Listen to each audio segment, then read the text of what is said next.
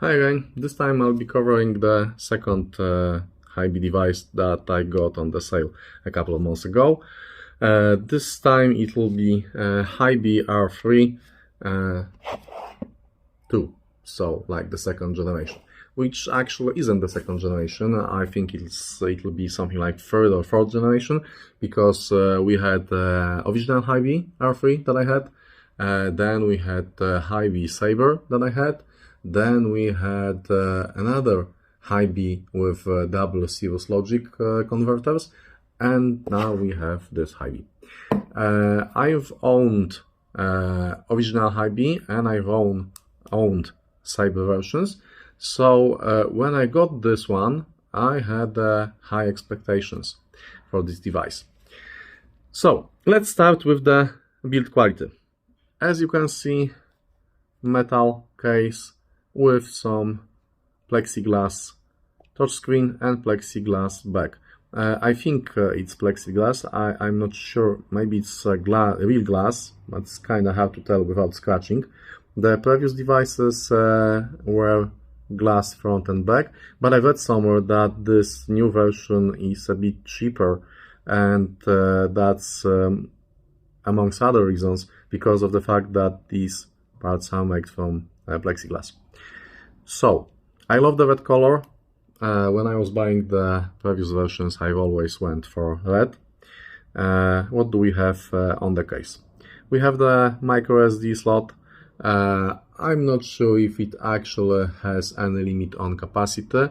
The documentation says it has, but as it was with the previous versions of this device, I was able to fit the bigger cards up to, I think it was 1 terabyte or something like that, and everything was working fine.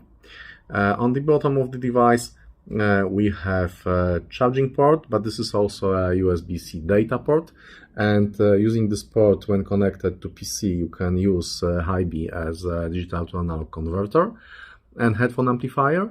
But if you connect your external digital to analog converter also with this USB-C port, then your Hiby will be able to be a transport for your DAC.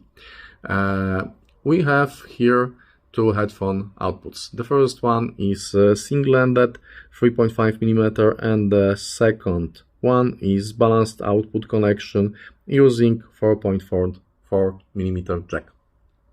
On this side of the device, we have buttons for the previous and the next track, and play pause button.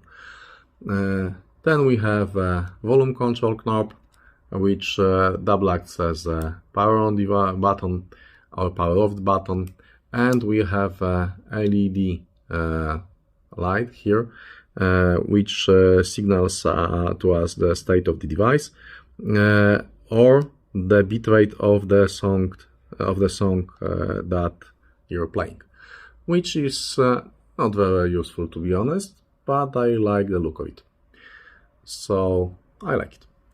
All in all, overall, the build quality is great, as it was with previous versions. Sorry, out of focus again. Okay, so it does not use Android operating system. It's using a custom-made system created by Hiby. The system is quite responsive. Sorry, it's quite fast. I like the look and feel of the system. You can change the color settings. You can make it look like you want to have it looking. For example, I could make it all red, so it would go well with the case color. So, what's inside?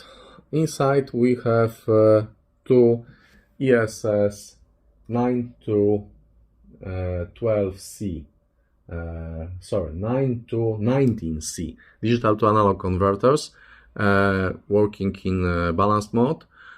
So we have to complete separate pathways for left and right channels, which is basically good. The device also, according to the documentation, has two clocks, for two base clocks, allowing it precisely work with different bit rates and different sampling frequencies of your files. So I love the build quality.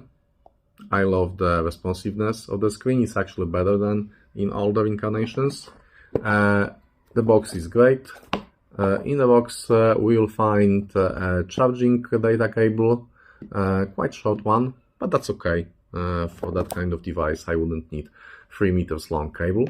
We'll have a transparent case for the device with good build quality. And something that I'd recommend putting on your device to protect it, and some paperwork. So that's it. Now, this can work as a standalone unit. As I said, this can also work as an external digital to analog converter with your PC. It can work as a transport for your external DAC, but this can also work like as a Bluetooth headphone amplifier, because you are able to connect to Hiby R3 with your phone and with Bluetooth, and use it as an external headphone amplifier. Also, the Bluetooth connection can be used to control the device from your phone using Hiby Android application. The device also has Wi-Fi connection. Why? Because it's able to play DLNA and tidal data streams. So it can also be used for streaming. Okay, what else important about the functionalities? The operating system of this unit supports a very interesting equalizer. It has actually 2 of them. The first one is traditional equalizer, allowing you to choose the band and the gain for that band. And the second one is used to change the properties of the sound in more of the descriptive way. So you can use slider to make your sound warm or bright or something like that. That's actually a nice thing to have, because you can tune this device to your headphones. Okay, about the headphones. The outputs are quite powerful. Double DACs allow this Hiby to drive my over-the-head planar headphones from HiFi, both Ananda and Ananda Stealth, and even HE6SE HiFi Mens.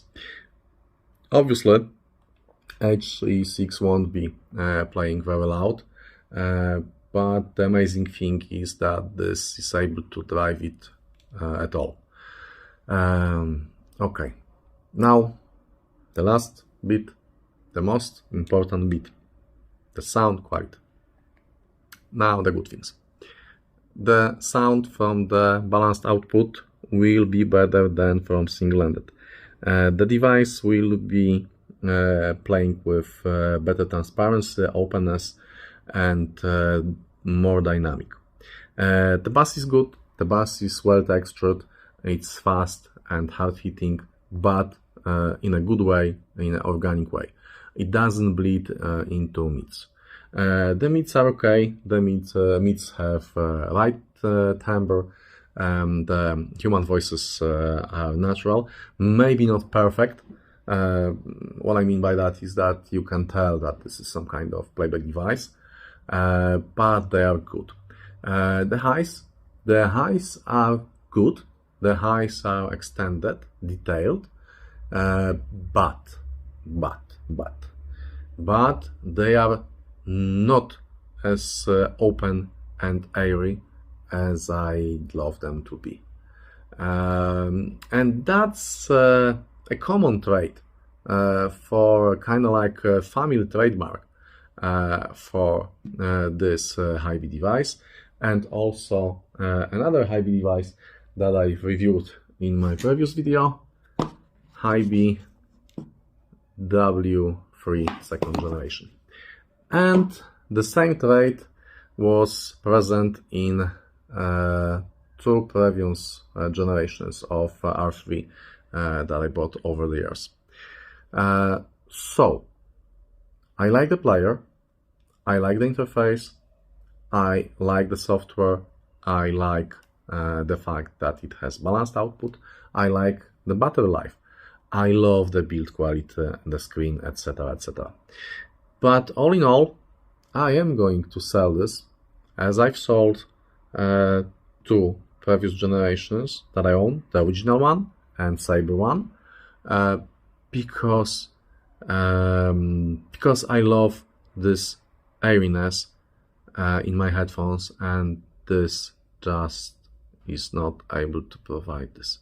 And I suppose this is on purpose. This is some kind of sound signature that other people may love. It's detailed, it's dynamic, it has great bass. If you're not into this openness and airiness, I may be skewed by my love for planners and electrostatic headphones and speakers and ribbon drivers. But all in all, yes, I'm going to sell it. Though, if that would be a cheap device, I would keep it just to be able to touch and play with it. Because, as you can see, it looks splendid. I love it. So, what else can I tell you about this device? I think that's all. If I've missed something, if I forgot to mention something, just ask me in the comments, as usual. Yeah, that would be all. So, see you next time. Oh wow, power saving timeout. Just in time. So, see you next time, guys.